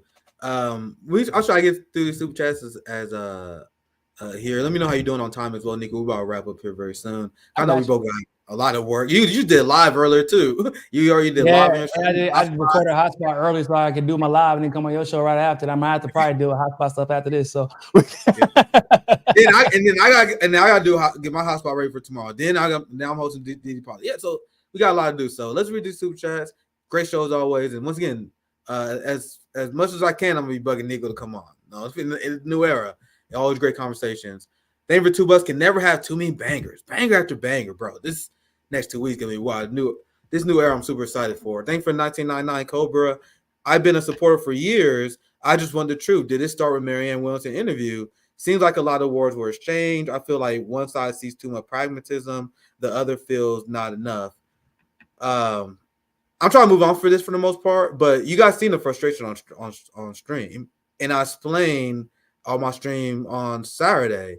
Like, do you guys now? Let's paint an alternate reality where they didn't do that, where I have a chance to grill Marianne Williamson on Ukraine, where I have a chance to respond to Marianne Williamson call me a mansplainer. You guys know I never had a chance to respond to that because CJ wouldn't make it about him. And people are like, well, Rome did too. Rome got killed from who? Rome is not in production. Rome follows our lead on production. So he follows CJ's lead. So because of CJ not listening to what we talked about before, after she called me a mansplainer, I was ready to fucking roast her, fam. We was robbed of a viral moment because of his undisciplined behavior. So that was just one many. You know what I mean? Can you imagine? Because there was Glenn Green. Hold on. Y'all had a whole production meeting before? Yeah, because he was like, all right, how are we gonna handle this? You know what I mean? So y'all ain't about to have me sit into a whole production meeting and then we do the opposite of what the hell we talked about in the meeting. I'll be damned. And Rome apologized profusely. And once again, Rome was misled by CJ. You want to know who did apologize? To this day, never apologized. And shortly after that interview, maybe a few weeks after that interview, you have Marianne Williamson go on Glenn Greenwald's show. And Glenn Greenwald dismantles her on Ukraine. That interview go viral. She gets exposed. You're like, damn it. Guess who would have did that first if it wasn't for these? Anyway. So they about to get started up again. Goddamn, Cobra. Really catch on, but it's been a lot of things that have been irritating me. You know what I mean? But Niko, go ahead. I only do it because I really wish we could move on. Cobra was over there on during the he was over there on my Mimosa Monday saying, "Hey man, you think it's about the Marianne Williamson interview? I bet it's about the Marianne Williamson." He came back over here to ask the same question. So I'm trying to move on. I will respond to super chats, but let's move on as a community. I will respond to questions like these. I will answer these questions, but hey, let's move on, guys. That's all. That's the only thing I'm gonna just ask. I'm not demanding. Let's move on. I will answer your question though. But if you guys want to move on, show me that you want to move on. You know what I mean? Thank you for the $10, Old Crow. There is a good way to start the week. You already know. I already had it. I hit up Niko and Misty like, bro, I had a long weekend. We need a banger. I'm ordering a banger right now, please. And you guys know they showed up for us, so I had a lot of fun. If Big Thing comes for RBN, I'm here for it. Once again, you guys don't. I don't even want to spoil a lot of this shit. Well, just know Zoya, JB, and Sabby, they're in the lab cooking like they haven't been in like for the last 18 months. They're in the lab cooking right now. Thank you for the $5, Darren. Nice to see more independent media voices on RBN. be nice to also see you have Jamal Thomas on still works for Sputnik. I think he has his own channel. I think we tried to coordinate something a long time ago. It didn't work. I forgot why though. It was a long time ago. It's hard to coordinate with Jamal actually because he has a booker for Sputnik. So, and I'm sure it's hard for him to separate his Sputnik and YouTube stuff at this point. So let's continue. And guys, understand booking in general is hard as hell. There's some people like, "What, Nick? Why haven't you been on this?" Like there's people I tried and it just didn't work. It was we didn't have my schedules, especially with hotspot. I do hotspot, RBN. I got family obligations. You guys see, I'm trying to get back in shape too. Been playing basketball. Been getting into Muay Thai. Been training my knees. Now I got a lot of shit going on in my life. And then I do guest shows too. So it's like, yeah, right. Sometimes just simply don't work. Thank you for the $2 Christian. In fact, even before this show, I literally was playing basketball. Like that's the big part of my life now. You know what I mean? So bro, like I've got all these things. I call basketball free cardio. Yeah, bro, it's one of the best workouts. People are. I get the basketball and I'll just run full court. I'll run full court, do a jump shot, run back, do a jump shot, do a left. Guys, best cardio you can fucking do. I'll be dying. You fucking dying like goddamn. But if you want to get in shape and you get tired of just doing boring cardio, I invest people just find fun ways to work out. I got a heavy bag out there. You guys saw it when I was training my knees. I can adjust it. I hit the bag. One of the best ways to get in shape. One of the best ways to work out is very fun, just like playing basketball. Anyway, let's move on. Favorite $2 Christian. Black Power, y'all. Can't stop progress. Well said. I appreciate the super chat. We already gave a shout out to Landrew, but I do want to feature the comment again. I appreciate the generous super chat. Definitely going to help us launch this new era. This is Niko house. That guy Niko really knows his stuff. And his drag game is impeccable. And my totally unbiased opinion. Big shout out to our boy Niko supporting the channel. I appreciate that. Whoever that random super chatter is, bro, you didn't have to say that. Like, this ain't even my channel, but I appreciate you. Oh shit. Thank you for $5. The Nazi used to open wounds on prisoners, put broken glass and feces inside, close the wound, and observe what happened. I read about that too. Kind of kept me up at night for a long time when I heard about that kind of stuff. Thank you for the $10. They lie, and I mean the government. They lie so much. We will sit there in the SCIF. I don't know what that's referring to right now. While watching CNN and Fox and look at the lies, they use national security to hide information for the public.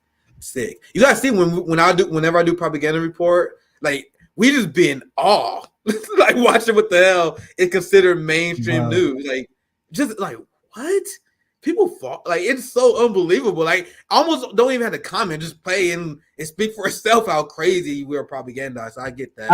Have you ever watched mainstream media in a public place before? Like it's like a hospital or a clinic or something. And like when they say something ridiculous, like you ever like look around, like, am I the only one that fucking heard this shit? Like nobody's reacting to this? Like, okay, well, I'm just gonna... Now I look crazy. I'm looking around to see if anybody else heard this stupid shit on TV, and I'm depressed. I'm like, wow, so this isn't stupid to y'all. I'm the only one that's outraged and perturbed. Okay, I guess whatever. I'll let it slide. I appreciate all the support today, fam. Remember, Niko, let me know how you're doing on time. I know you're a busy man. I got you too. I see. Let's continue here. Thank you, John, for your consistent super chats.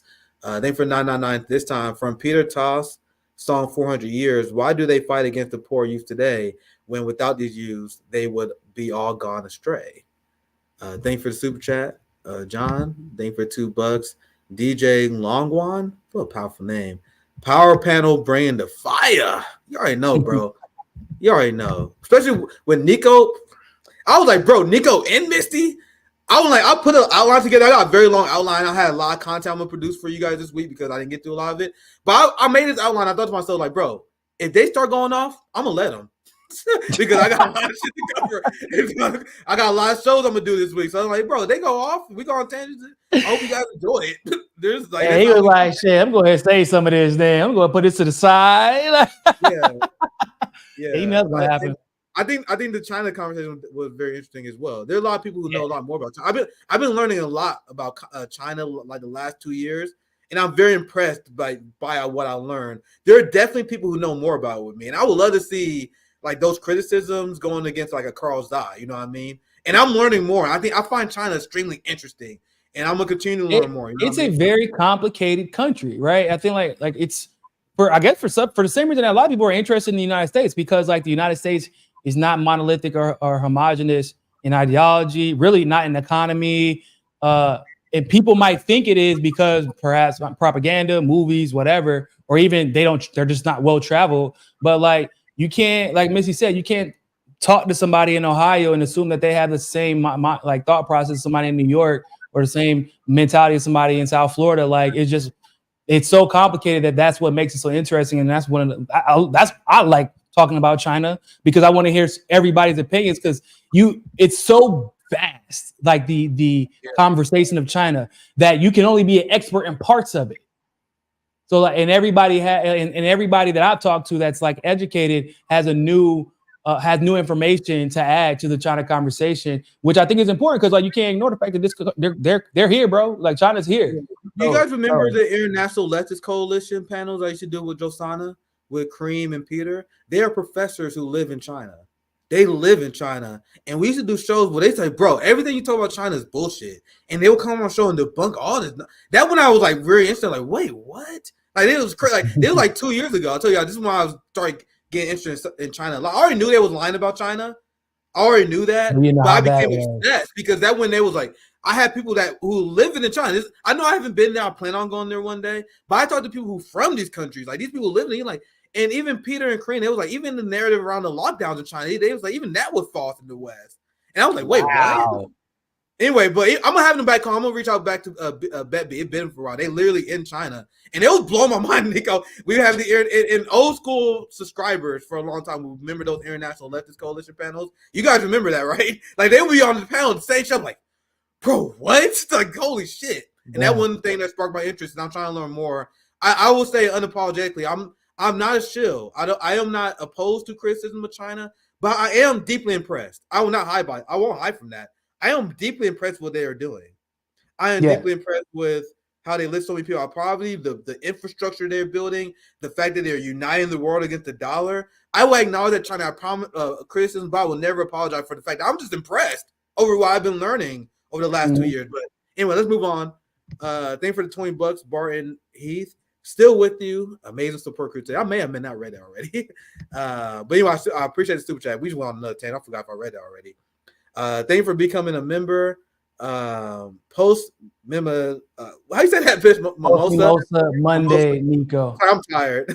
Post mimosa. Oh, because he's talking about I just got done doing my Mimosa Monday. Yeah. So he had an RBN crash, and we was crashing the comment section too. So it was a good show. Yeah, bro. I'm like, damn, the whole squad. Put up with the click. Yeah. Hey, make sure you gotta check out the stream he did. It was a good show. And we already covered this earlier. Misty, we'll talk to pasta. Just going in order. Yeah, boy. Thank you for $5, Sean. Boots will be on the ground in Mexico, Haiti, Venezuela before Arabia or Taiwan. Immigration, border security are absolutely critical to anti-imperialism. Thank you for $5, Sean. I have so many stories coming up for you guys. Like that story I read about sanctions in China, I read over the weekend. I'm like, what? Like, bro, if you was trying to destroy the dollar, you'd be doing everything the ruling class is doing. But anyway, that's a statement for a whole nother day. I live in Brazil, so like they got a great relationship with China. That's all I'm saying. Brazil has a fantastic relationship with China. Hey, Niko, so we are. My dream is to train Brazilian jiu-jitsu in Brazil. That's always been a dream of mine. And if these motherfuckers take the dollar, bro, I'll be down there. I'm on the way with you, bro. Yeah, and with Didi Geopolitical, she covered this a lot as well. So tomorrow's show on Tuesday. I gotta check the time on the calendar. I think it's noon, the same time. We're gonna be talking about this as well because I've been reading on a lot of this over the weekend. Like, what are you guys doing? They even threatening to put sanctions on. No, I remember Donald Trump, and this is going to be part of my presentation. Donald Trump threatened sanctions on countries who de-dollarized. Bro, Trump is trying to he's going to ruin the dollar because if they put sanctions on China because they're supporting Russia, that sends a message to every country in the world that the United States will punish them based on their foreign policy decisions and based on who they build with, which means people will more likely to get rid of their dollar, invest in Chinese and Russian. Like, the only incentive that he would have to do that with the idea that it would be successful is if the yuan was not that popular. But if all these countries would convert, you can't use the argument that we're going to sanction you if you de-dollarize. They're like, well, all the homies is already using the yuan. Why? Shit. Okay, fine. That's fine. Sanction us with the dollar that we're not fucking using. Hey, all right. It's just going to make what also is going to happen is the ruble is going to become stronger too. And they're not thinking about that. So in China and Russia, I got to read more about it because I'm still preparing the segment technically. But Russia and China, they just signed this new trade agreement where they only will be exchanging with wands and pebbles. I always read that. I always feel weird with saying this. But the Chinese currency and the Russian ruble, they had an agreement. I'll explain more in detail when I do my segment, probably tomorrow or sometime this week, where they're going to have only exchanges in Chinese and Russian currency. Wow, that's huge. Big. That's this been pretty recent. So that combined with the sanctions threat by Trump, what Biden's doing now, bro.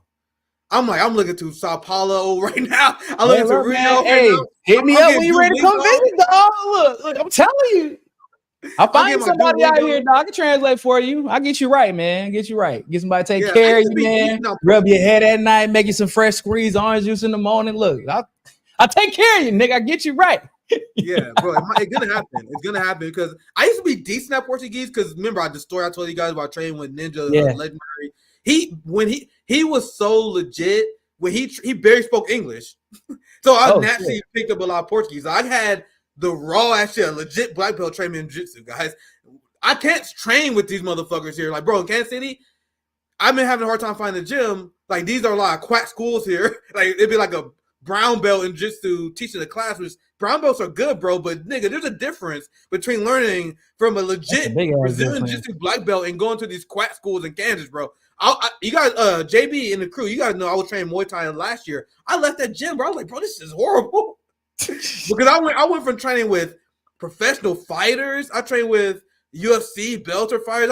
Is it because of Kansas City itself, like the city? Yeah, it's not a good martial arts city. Like Jason Hyde from the UFC, he was here. He's gone. Like all the center, the martial arts center in Kansas City is essentially gone. And they used to have Brazilian academy here. Brazil Academy moved like 20 miles north, like 20 minutes. It was already a far drive when I used to train. Well, you know why? So I know it's something random, but there's like all of a sudden a Brazilian community in Kansas City, and so there's a big Brazilian community in Kansas City. Kansas City is way more diverse than a lot of people think it is. We got 3 times higher than the national average of black people here. That's why Kansas City is naturally a blue state in a red ocean because there are a lot of black and brown people here. We got a lot of big Brazilian population, and they had this academy called the Brazilian Academy. And there was all these Brazilian people here, and that's why I fell in love with the culture of Brazil. That's why I trained capoeira. They had capoeira classes. I was training capoeira. It was crazy. Capoeira, workout for your ass, boy. Bro, it's so fucking fun. Oh my god, dog! The first time I just took one like just for fun, like just a class for like a week, or it was for 2 or 3 weeks, something like that. Boy, I feel like the first time I did yoga, like I could barely walk, which is crazy. I'm like, so crazy. It can't be that bad. And yeah, no, capoeira is wild, but it's fun though. It's a good time. I do have to get up out of here now though. Yeah. Thank you, Niko. Give a shout out to your stuff, and I'll finish super chats here. Thank you. Oh yeah, man. Y'all can find me on at Real Niko House on Twitter, For the People Podcast on YouTube, at Real Niko House on Instagram and TikTok. Y'all can follow me there. Subscribe. We're trying to get back to 50,000 after we got, we lost our 50K like back in the day. We hit it and then like YouTube just said we're gonna take all your subscribers. So we trying to get back to where we getting back to. Appreciate you, man. Hey, congratulations on y'all new era, man. I'm wishing all y'all the best of luck at RBN. Y'all dope, bro. Keep doing dope work. And can't wait to have you back on soon, bro. Well said. Thank you for joining me, Niko. Once again, as far as I'm concerned, Niko is just part of the RBN community, whatever that means. Not officially a member, but part of the RBN community. That's how I am doing this, especially in the new era. You guys know we putting out bangers and bangers at Hotspot. My brother Niko, I have a video I'm planning to make tomorrow. So I'm going to be working full-time on Hotspot, full-time managing the YouTube channel here. Banger after banger after banger, my friends. So make sure you guys follow Hotspot. Let me finish these super chats so we can get out of here. Where do I leave off? See, I just start from the bottom. Thank you for $5. Nina, leaders put aside their differences and continue to impoverish the rest.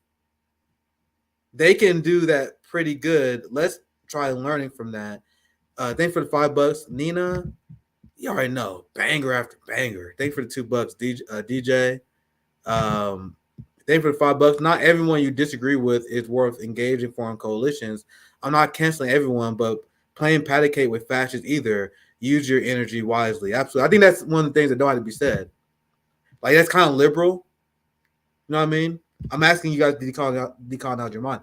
If I am engaging with someone who, in the general bullshit consensus, is on the right, but we are organizing in a way that advance our class interest, that's the only thing that interests me.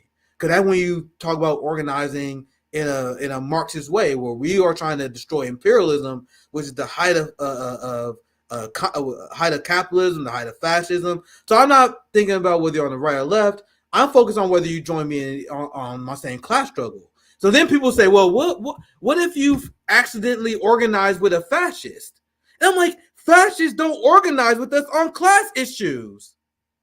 And you hear that from liberals and Bernie liberals. They're like, oh, you want to organize on class lines? That means you must be advocating organizing on with fascists. Fascism is the exact opposite and the enemy of communism, my friends. A fascist won't organize with me. The idea that we will get accidentally tricked into opposing our class interests, I don't believe in that. The only reason people believe in that is because they got deep-seated liberalism. So I understand what you're saying, Sean, but we need to start even putting this up there. Why does this even have to be said? Why, whenever someone says we want to organize on class issues, well, what about the fascists? The fascists aren't organizing with us, okay? The fascists aren't showing up to a general strike summit because fascists are against collective bargaining. You understand? But then, I'm not trying to go off. I appreciate the comment in the super chat. And I think I caught up. JB, am I caught up? China divested from Israel not too long ago. Yeah, but the thing is, it's too late because I had to read more into that. So, but if it's true, it should have became way before the genocide. But I don't want to comment too much on something I didn't read in particular. I believe I am caught up. I'm gonna do a quick skim of this. Thanks for 499, Nick. Visited China. It felt like finding your so-called redneck neighbor is living a significantly more sophisticated life than anyone you know. Absolutely. That's what everyone who visits China says. Now, I'm going to visit one day, guys. We don't have a lot of resources. One of these days, I might make it happen. But anyway, I appreciate you guys for watching. I hope you guys enjoyed the new era. I will be back on Tuesday. Actually, since I'm at the end of the show anyway, let me pull up the calendar, just let you guys know what we are cooking. So tomorrow, DD Geopolitics. What time is that? That's 2 p.m. Eastern time? Wednesday, I'm thinking I'm taking a Wednesday off. We don't have a guest book on Wednesday, so I'm probably taking Wednesday off. Lee Camp is Thursday. We got to confirm that, though. We have some guy. I've seen his video. This guy who make base, anti-capitalist, anti-imperialist TikToks. James, I don't know how to say his last name. Rewald. Zoya advocated for them. I've seen a few of his content. Very based communist organizer. James Raywall. Oh, what's popping, JB? What's popping? Yeah, just letting you know it's James Raywall. Yeah. We have we're waiting confirmation for this guest. I'm sorry, so I shouldn't read that. Lion Cosgrove next Tuesday, and that's all I'm gonna read. I'll wait to announce the rest. But the point is, things are different, bro. RBN is about to just hit a little bit different, starting with the new era, and I'm super excited for it. Hope you guys enjoy the show. I'll be back with a hotspot video tomorrow and with another banger. Well, we're gonna talk about a lot of Russia, Ukraine, de-dollarization, a lot of what's going on with geopolitics as always. So thank you guys for watching. Have a great time.